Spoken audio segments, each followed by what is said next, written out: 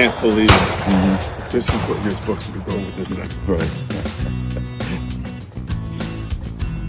Oh no. No. You gotta commit. Yep.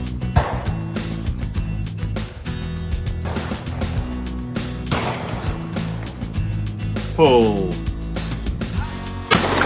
There you go. I knew that was dead before you shot it. You took the lead off right from the get-go. Yeah. Yep. It'll break off a lot of it. Yeah. One not fast if we come from behind it.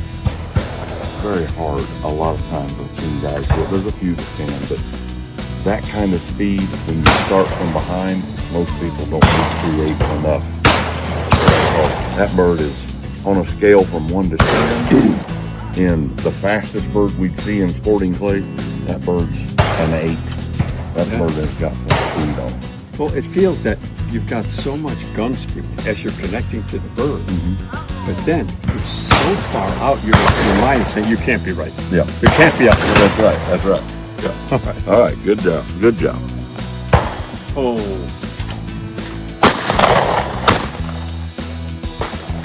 Shot a piece off the rabbues. A little high on the bird. Second one? Yeah.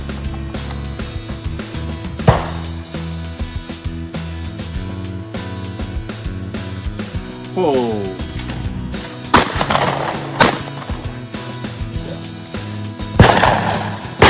Oh. No. Try it for me. Try it for me. When I'm shooting a rabbit, it's not got a lot of distance. When folks ask me about a rabbu, it's hard to explain a lot of times. They give everybody trouble. When they throw some distance on one of them, they're awful. And everybody misreads the drop, the fade. That target's heavy. And a lot of times, now I'm not going to say all the time, I've shot some rabbus that had some distance in spring that tucked some lead.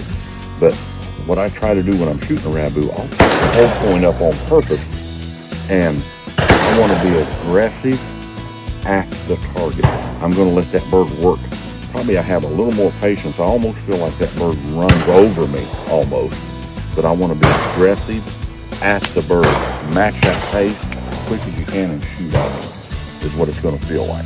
Okay? Want to work just that A bird a few times?